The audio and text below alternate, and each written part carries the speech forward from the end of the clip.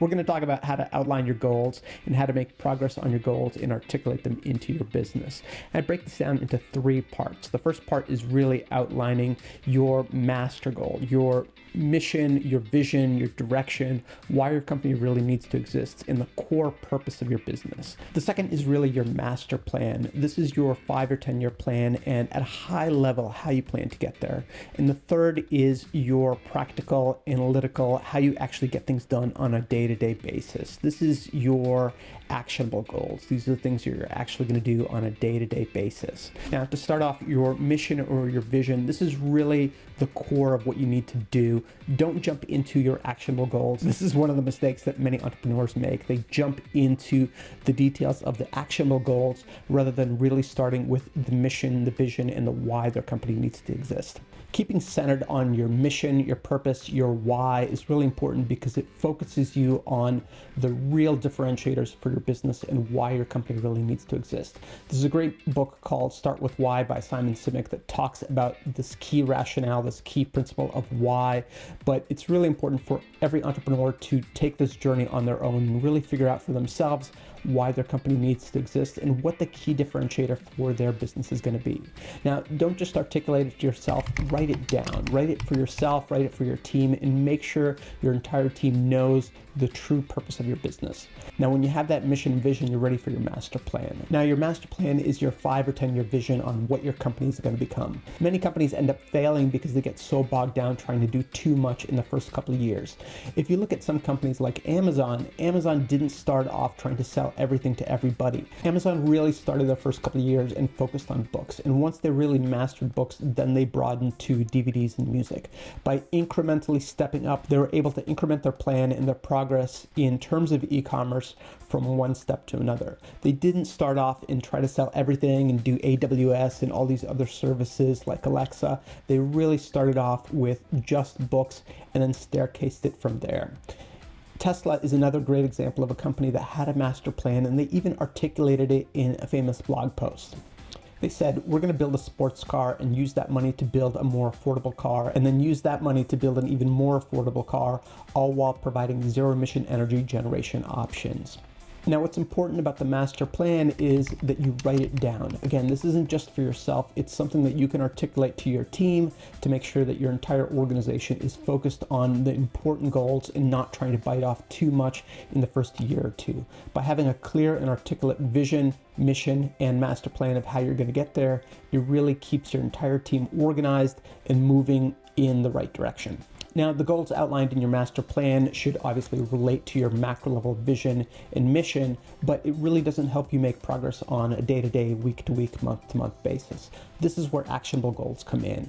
By having a clear vision and a master plan, you can really make progress on the macro level, but you need those smaller level things that you can make progress on a day-to-day basis. Actionable goals are things that you can actually do, things that you can actually make progress on. And the type of goals that I really like are called SMART goals. SMART stands for specific, measurable, attainable, relevant, and time-based. Each of those is really important so that your goal is something that you can actually accomplish. An example of a startup goal that I hear very frequently that isn't very good is to raise our first round of financing.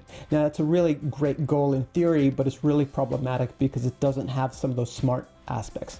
It isn't specific, it isn't measurable, and it isn't timely. A much better refinement of that goal is to contact 50 investors with our pitch deck by next Friday. It's specific, it tells you exactly what action needs to be taken, and it tells you exactly by when that action needs to be taken. The other thing that's really important about that goal structure is it's 100% in your control. You can't control whether investors invest in your company or don't invest in your company. What you can control is if you've reached out to those investors, yes or no. By structuring your goals in very specific, actionable, and timely manner, you can actually make progress on a week-to-week, day-to-day basis. And lastly, if you structure your goals, think about doing it in such a way that it's a leading action. And what that means is it's 100% in your control. Your actionable goals will help you make active progress on your goals and ladder up to that master plan, that vision and mission that you're trying to accomplish. Now for teams, there's lots of different ways to track these goals, both for yourself and for your team.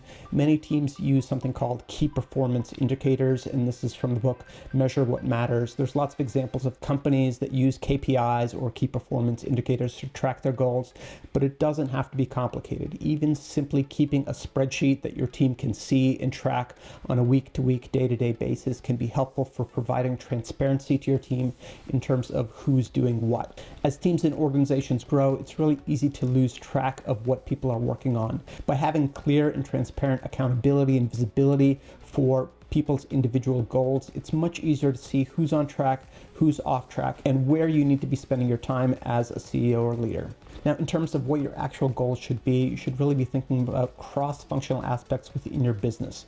You should have financial goals, product goals, quality goals, team building goals, customer satisfaction goals.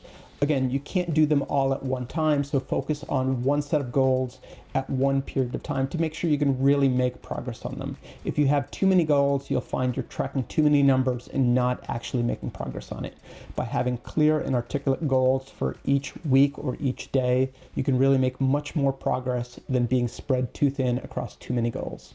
So when I'm thinking about my own goals, I think about a number of different questions. One, I think about what are the wildly important goals? What are the things that are really important to the business? And if I don't do them, they could cause harm or existential threat to the business actually surviving. I also think about what are the things that I'm especially suited for? What are my special powers? What are my skills? What are the things that I do better than anyone else within the company?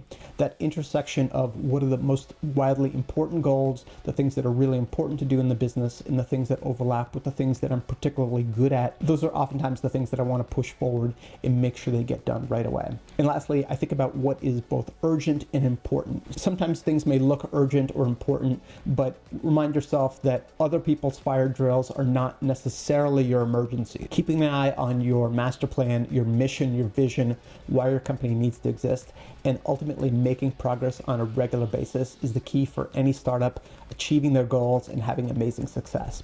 I'm Raiz. I talk about entrepreneurship, technology, and design. I'll catch you in the next one.